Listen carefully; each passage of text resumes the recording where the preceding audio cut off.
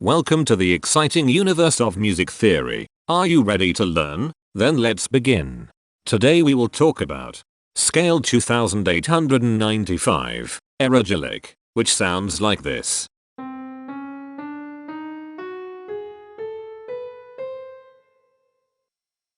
This scale has 8 tones, which means it is called an octatonic scale.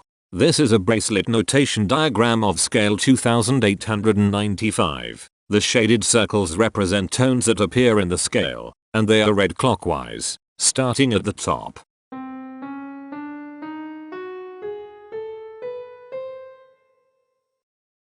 The pitch class set for this scale is 0, 1, 2, 3, 6, 8, 9, 11. The Fort class is 8, 13. This set is not prime. The structure of a scale is a description of the interval distance between each successive tone. This scale has a structure of 1 1 1 3 2 1 2 1.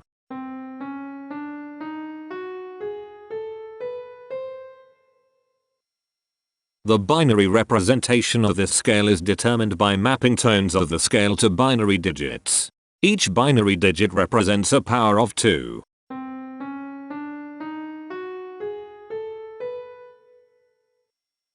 To get the scale number, we add the powers of 2 together. The powers of 2 that are present in the scale, all added together, equals 2895. That is why the scale number, in decimal, is 2895. The scale number not only enumerates the scale with a unique index, but it also literally describes the tonal content of the scale. Represented as a binary number in base 2, the scale number is 101101001111. Here are the common triads present in this scale. The diagram in the center is a graph of parsimonious voice leading between triads. There are 3 major triads. There are 3 minor triads. There are no augmented triads. There are 5 diminished triads. Here is a Hamiltonian path of parsimonious voice leading that uses all the triads.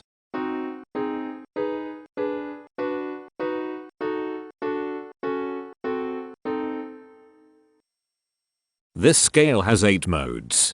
The first mode is itself. The second mode is scale 3495, also known as Aeragyllic. It sounds like this.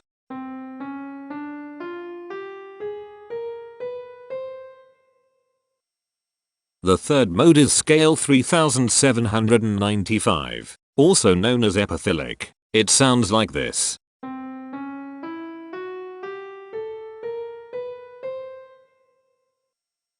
The fourth mode is scale 3945, also known as Aeragyllic. It sounds like this.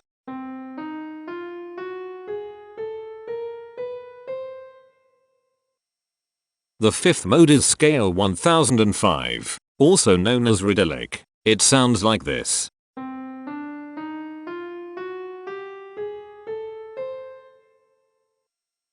The sixth mode is scale 1275, also known as Aeragyllic. It sounds like this.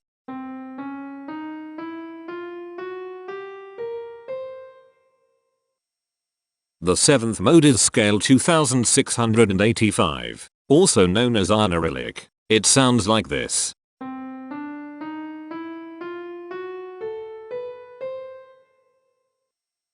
The eighth and last mode is scale 1695, also known as Aeragyllic. It sounds like this.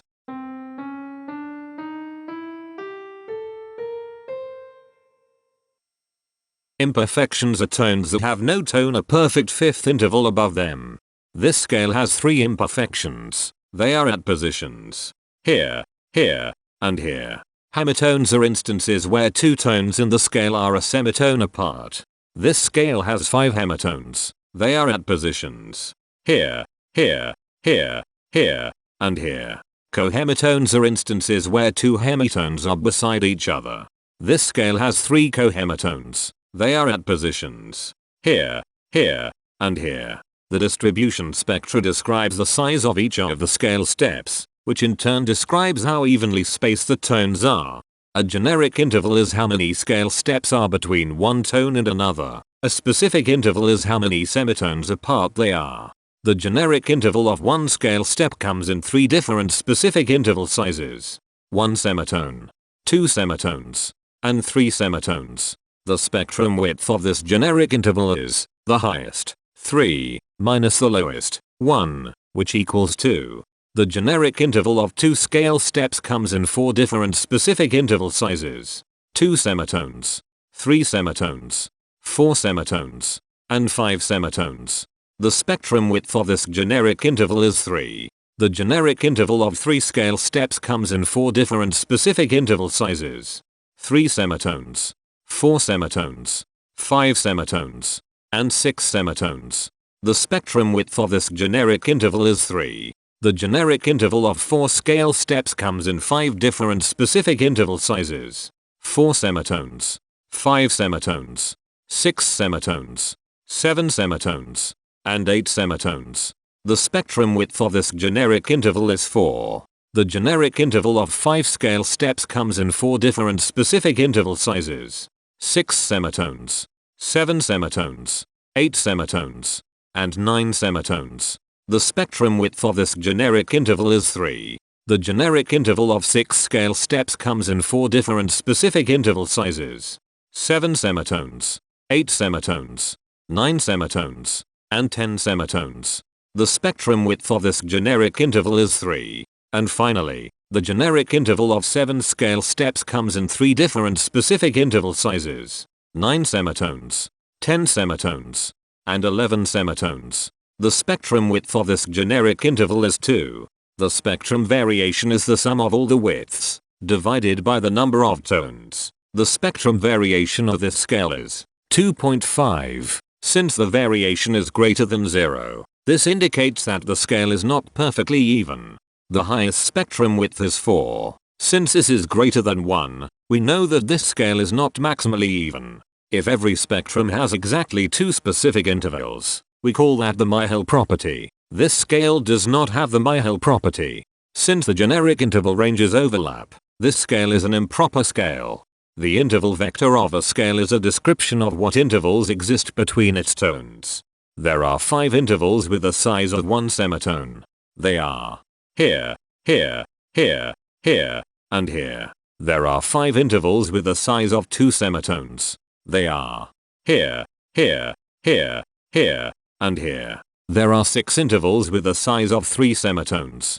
They are here, here, here, here, here, and here. There are 4 intervals with the size of 4 semitones.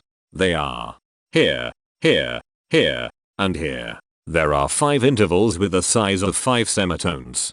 They are here, here, here, here, and here. There are 3 intervals with the size of 6 semitones. They are here, here, and here. Each interval does not appear in this scale a unique number of times, so this is not a deep scale.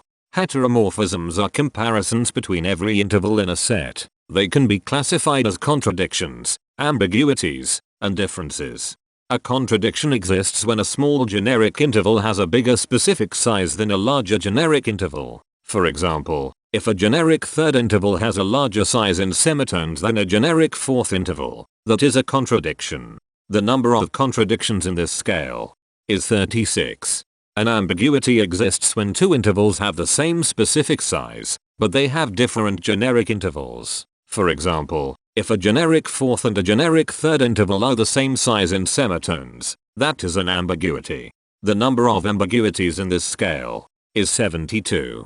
A difference exists when 2 intervals have the same generic size, but different specific sizes. For example, a major third and a minor third both have the same generic size, but they have different sizes when measured in semitones. The number of differences in this scale is 151. The coherence quotient measures the proportion of ambiguities and contradictions among a set's intervals. A scale with a higher coherence quotient is a good candidate for musical usefulness. The coherence quotient is 0.594. The sameness quotient measures the proportion of heteromorphic differences among a set's intervals. A scale with a higher sameness has fewer differences, so it is also a good candidate for musical usefulness. The sameness quotient is 0.23. This scale has no reflective symmetry. This scale has a different pattern of intervals ascending and descending, so it is not palindromic. This scale has no ridge tones. The balance of a scale depends whether the tones are spaced equally enough for the center of gravity to be in the center of the scale.